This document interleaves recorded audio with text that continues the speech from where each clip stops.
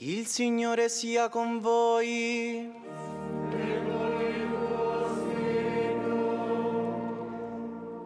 Dal Vangelo secondo Luca.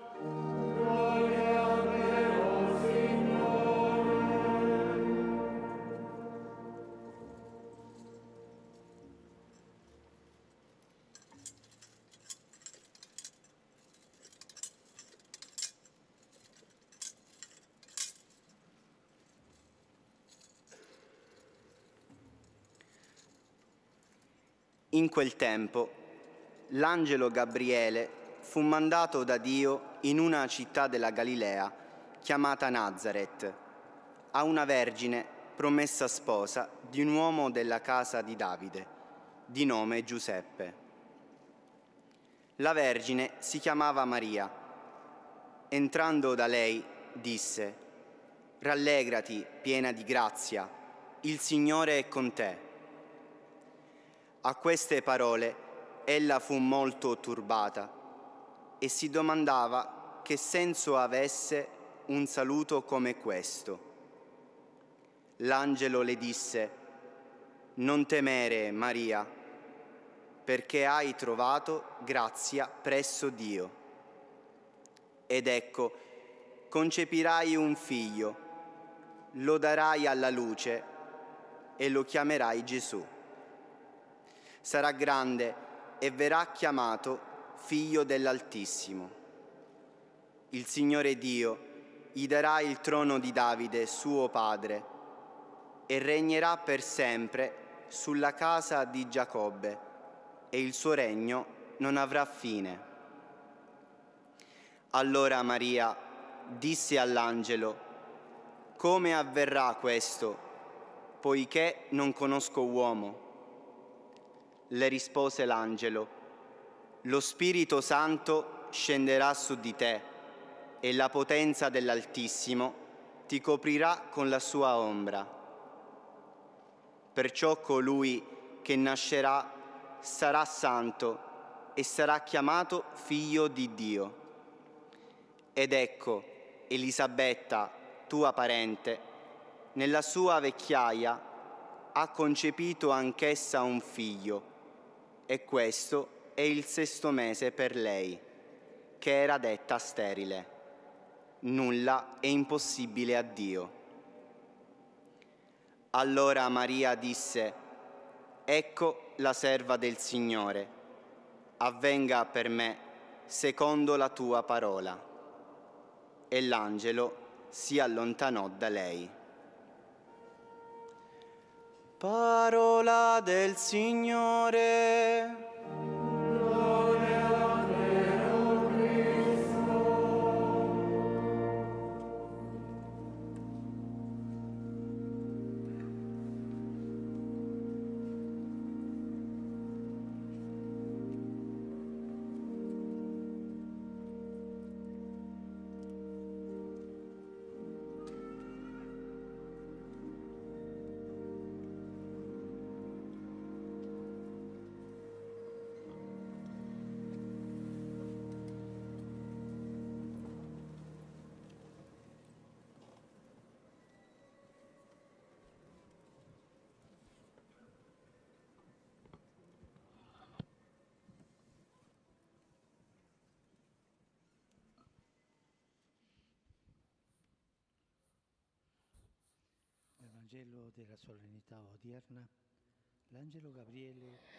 오늘 우리가 지내는 대축일의 복음은 가브리엘 대천사가 동정 마리아께 3번에 걸쳐 말씀을 건네시는 모습입니다. 첫 번째 말씀은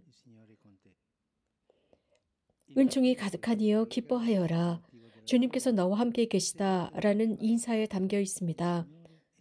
즐거워하고 기뻐할 이유는 주님께서 너와 함께 계시다 라는 말씀으로 드러났습니다. 오늘 이 말씀을 들으시는 형제님, 자매님, 이 말씀은 여러분 각자를 향한 말씀, 우리 각자를 향한 말씀입니다. 여러분이 하나님께 용서를 청하러 갈 때마다 이 말씀을 여러분의 말씀으로 삼을 수 있습니다. 주님께서 여러분에게 내가 너와 함께 있다라고 말씀하시기 때문입니다. 우리는 자주 고해를 하나님께 머리를 푹 숙이고 가는 것으로 생각합니다. 하지만 그렇지 않습니다. 우리가 하나님께 돌아가는 것이 아니라 그분께서 우리들을 방문해 주십니다. 그래서 당신의 은총으로 가득 채우시고 우리를 당신의 기쁨으로 채우시고 즐거움으로 채우십니다. 그래서 고해한다는 것은 성부께서 우리를 일으키시는 기쁨을 그분에게 드리는 것입니다. 우리가 경험하게 될 이 고해 속에는 우리 죄들이 중심이 되지 않습니다. 물론 죄는 있겠지만 죄가 중심이 아니라 주님의 용서가 중심입니다. 바로 이것이 중심입니다. 고해 성사의 중심에 우리 죄가 있다고 상상을 해보면 거의 모든 것이 우리의 노력과 회개, 결심에 의해 좌우될 것입니다. 하지만 그 중심에는 우리에게 자유를 주시고 우리를 일어서게 하시는 하느님이 계십니다. 은총의 우선권을 되돌려드리고 화해가 하느님을 향한 우리의 여정이 아니라 우리를 감동시키고 놀라게 하는 그분의 포옹임을 이해할 수 있는 선물을 청합시다. 주님께서는 나자렛의 마리아에게 하셨던 것처럼 우리 집으로 들어오셔서 우리가 이전에는 몰랐던 놀라움과 기쁨을 전해주십니다. 바로 용서라는 기쁨입니다. 그래서 하느님의 전망을 우선시합시다. 그러면 우리는 고해성사를 좋아하게 될 것입니다. 매번의 내적인 새로운 탄생, 모든 영적인 전환점은 바로 이곳, 곧 하느님의 용서에서부터 시작하기 때문입니다. 화해의 성사를 소홀히 하지 말고 기쁨의 성사로 재발견해 봅시다. 그렇습니다. 기쁨의 성사로서 우리를 부끄럽게 했던 악이 성부의 따뜻한 포옹을 체험할 수 있는 기회가 되어줍니다. 예수님의 부드러운 힘이 우리를 치유하시고 성령의 어머니다운 부드러움을 경험하게 합니다. 이것이 바로 고해성사의 핵심입니다. 형제자매 여러분, 그렇다면 우리 용서를 받으러 앞으로 나갑시다. 고해소에서 하나님의 용서의 성사를 집전하시는 형제 여러분, 여러분은 주님께서 너와 함께 계시다라는 이 선포의 기쁨에 다가오는 이들에게 이것을 제공하는 분들입니다. 그렇기 때문에 그 어떤 엄격함이나 방해물, 어떤 불편함도 적용하지 마시고 자비의 문을 향해 활짝 열려 계셔달라고 부탁을 드립니다. 우리는 고해성사에서 착한 목자가 되어서 그분의 어린 양을 쓰다듬고 포옹하도록 불림을 받았습니다. 특별히 우리는 건조한 마음에 성부의 자비하신 그 자비의 신선한 물을 부어주는 은총의 채널이 되도록 불림을 받았습니다. 그런데 사제로서 이런 자세가 되어 있지 않는 사제, 이런 느낌을 지니지 못한 사제라면 고해성사를 집전하러 가지 않는 게 낫습니다. 대천사의 인사를 듣고 불안에 떨고 있는 마리아에게 건넨 두 번째 말씀은 두려워하지 말라입니다. 첫 말씀은 주님께서 너와 함께 계시다였고 두 번째 말씀은 두려워하지 마라입니다. 성경에서는 하나님께서 당신을 수락하는 사람들에게 당신을 드러내시면서 두려워하지 마라 라는 말씀을 하시기를 좋아하십니다. 아브라함에게 그러셨고 이삭에게 같은 말씀을 하셨고 야곱에게도 그러셨으며 요셉과 마리아에게까지 이 말씀을 하십니다. 두려워하지 마라. 두려워하지 마라. 이런 모양으로 분명한 위로의 메시지를 우리에게 전하십니다. 곧 하나님께 인생을 열어드릴 때마다 두려움이 우리를 더 이상 인질로 잡아놓을 수 없게 됩니다. 두려움은 우리를 인질로 잡기 때문입니다. 자매님, 형제님, 만약 여러분의 죄들이 여러분에게 충격을 가하거나 여러분의 과거가 걱정되거나 상체기가 아물지 않고 계속 넘어지는 것 때문에 낙심하고 희망을 잃은 것 같을지라도 두려워하지 마시기를 부탁드립니다. 하나님께서는 여러분의 잘못을 알고 계시고 여러분의 잘못보다 더 크신 분이십니다. 하나님은 우리 죄보다 훨씬 더 크신 분이기 때문입니다. 그러나 그분은 여러분에게 한 가지를 요구하십니다. 바로 여러분의 그 약점, 비천함인데 마음에 간직하지 말고 그분께 드리십시오. 그분 안에 놓아드리십시오. 그러면 깊은 슬픔이 부활의 기회가 될 것입니다. 여러분 두려워하지 마십시오. 주님은 우리의 죄를 달라고 하십니다.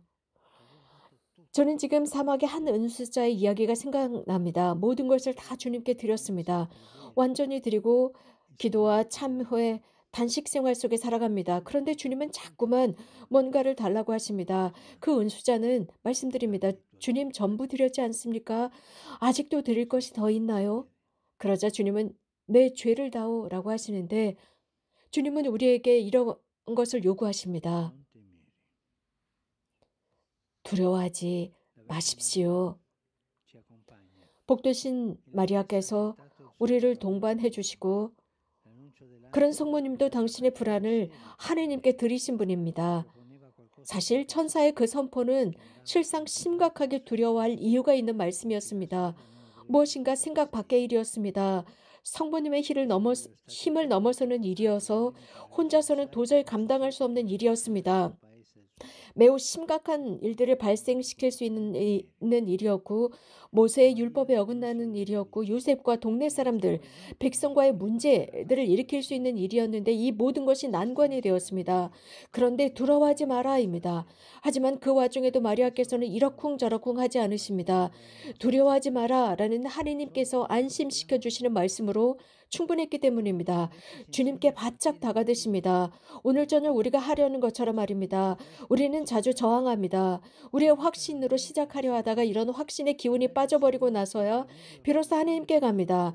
그러나 마리아께서는 믿음을 지니고 하느님으로부터 시작하면 나머지 것을 곁들여 받게 된다고 가르치십니다.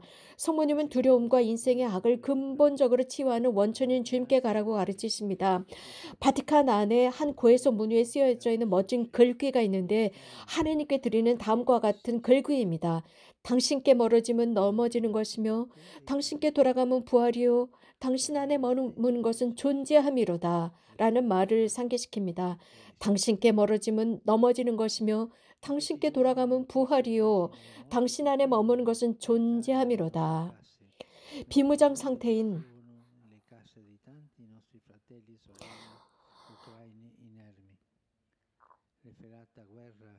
많은 우리의 형제자매들의 집이 폭격으로 파괴되는 동안 우리들 집으로 죽음의 이미지 뉴스들이 지속적으로 들어오고 있는 지금입니다. 잔혹한 전쟁은 많은 사람에게 피해를 입히고 모든 사람을 고통스럽게 하고 각자에게 두려움과 심한 절망감을 유발하고 있습니다.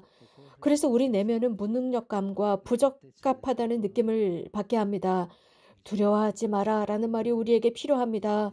인간적인 안전장치로는 충분하지 않고 하느님의 현존이 필요하고 하느님의 용서에 대한 확실함이 필요합니다. 그분만이 악과 원한을 없앨 수 있으시고 마음의 평화를 회복시키는 유일한 분, 바로 그 하느님께로 돌아갑시다. 그분의 용서로 다시 돌아갑시다. 대천사께서 세 번째로 마리아께 건넨 말씀은 성령께서 너에게 내려오신다입니다. 주님께서 너와 함께 계신다. 두려워하지 마라. 세 번째 말씀은 성령께서 너에게 내려오신다입니다. 자, 하느님께서 당신 자신의 성령을 어떻게 보내시고 역사에 개입하시는지 보여주십니다. 중요한 것은 우리의 힘으로는 충분하지 않다는 것입니다. 역사의 모순이나 심지어는 우리 마음에 지닌 그 모습도 우리가 혼자서 해결할 수 없기 때문입니다. 그래서 하느님의 지혜롭고 온유하신 능력인 성령이 필요한 것입니다. 증오를 해소하고 원한을 잠재우고 탐욕을 없애시며 무관심으로부터 우리를 깨워주시는 사랑의 성령이 필요합니다. 그 성령께서는 우리가 조화를 이룰 수 있게 해주십니다. 그분은 조화로우신 영이십니다. 우리의 사랑이 위태롭고 충분하지 않기 때문에 하느님의 사랑이 필요합니다. 우리는 사실 주님께 너무 많은 것을 청하면서도 정작 우리에게 가장 중요한 것을 청하는 것을 자주 잊고 있습니다. 바로 성령입니다. 곧 사랑할 수 있는 힘입니다. 사랑이 없다면 우리가 세상에 무엇을 줄 수 있겠습니까? 누군가 이런 말을 했습니다. 사랑이 없으면 바느질을 못하는 바느질과 같다고요. 찌르고 상체기를 내면서도 정작 꿰매지 못하고 땀을 떼지 못하고 서로를 이어놓지 못한다면 쓸모가 없는 바늘입니다. 이런 사람은 그리스도인이 아니라고 감히 말씀드립니다. 그렇기 때문에 사랑의 힘이신 하나님의 용서와 마리아께 내려오셨던 그 성령께 다가들어야 합니다. 세상이 바뀌길 바란다면 가장 먼저 우리 마음이 바뀌어야 하기 때문입니다. 이를 위해서 오늘 성모님께서 우리의 손을 잡을 수 있도록 해드립시다. 창조주께서 피조물의 마음으로서는 유일하게 머무셨던 그 그늘이 없으셨던 그 마음, 바로 그 유일하신 티 없으신 성모 성심을 바라봅시다. 성모님은 은총이 가득하신 분이시며 죄가 없으신 분이십니다. 곧 성모님 안에는 악의 흔적이 없어서 하나님께서 그분을 통하여 구원과 평화의 새로운 역사를 시작할 수 있으셨습니다. 하나님께서는 마리아의 성심을 두드리시며 역사를 바꾸셨습니다. 우리도 오늘 용서로 쇄신되어서 바로 그 성심을 두드립시다. 세상의 모든 신자들과 주교들과 일치해서 지금 우리가 살고 있는 이 모든 것을 티 없으신 마리아의 성심께 성대하게 봉헌하고자 합니다. 성모님께 드린 교회와 인류 전체의 봉헌을 쇄신하고 특별히 우크라이나 국민과 러시아 국민을 봉헌합니다. 이들은 자녀다운 애정으로 성모님을 어머니로 공경하는 이들입니다. 이 행위는 절대 마술적인 행위가 아닙니다. 이는 영적인 행위입니다. 이 행위는 이 잔인한 전쟁의 어려움과 세상을 위협하는 이 의미 없는 전쟁의 환난 속에서 자녀들로서 온전히 어머니께 의지하는 자세입니다. 어린이들이 무서움을 느끼면 바로 엄마에게 달려가서 보호를 청하며 우는 것처럼 말입니다. 성모님께서에 다가들어 우리 자신을 봉헌하면서 우리의 고통과 두려움을 그 성심께 드립시다. 그 깨끗하시고 더럽혀지지 않은 성심, 하느님이 투영되는 그곳, 바로 그곳에 형제의 평화와 형제의 소중한 유익함들, 우리 자신과 소유한 모든 것을 드립시다. 주님께서 우리 어머니가 되시도록 하신 성모님께 우리 자신을 보호하시고 지켜주실 수 있게 봉헌합시다. 대천사가 하느님께 전해드릴 수 있는 가장 아름다운 말이 어머니 마리아의 입에서 흘러나왔습니다. 말씀대로 저에게 이루어지기를 바랍니다. 였습니다. 성모님의 이런 수락은 수동적이거나 어쩔 수 없는 수락이 아니라 하느님께 온전히 속하고 싶은 희망이었고 평화를 위한 계획이지 재앙을 위한 계획이 아니었기 때문입니다. 세상의 평화를 위한 성모님의 가장 결속 있는 참여였습니다. 이런 계획에 들어가서 하느님의 계획에 완전히 열려 있을 수 있도록 성모님께 우리 자신을 봉헌합시다. 하느님의 어머니께서는 예라고 답하신 뒤에 임신 중인 사촌을 방문하기 위해 산악지역을 오르시며 서둘러 가셨습니다. 저는 성모님께서 서둘러 가셨다는 사실을 생각하는 것을 좋아합니다. 성모님은 항상 이렇게 우리를 도와주시고 지켜주시기 위해 서두르십니다. 오늘 우리 여정을 손에 잡으시고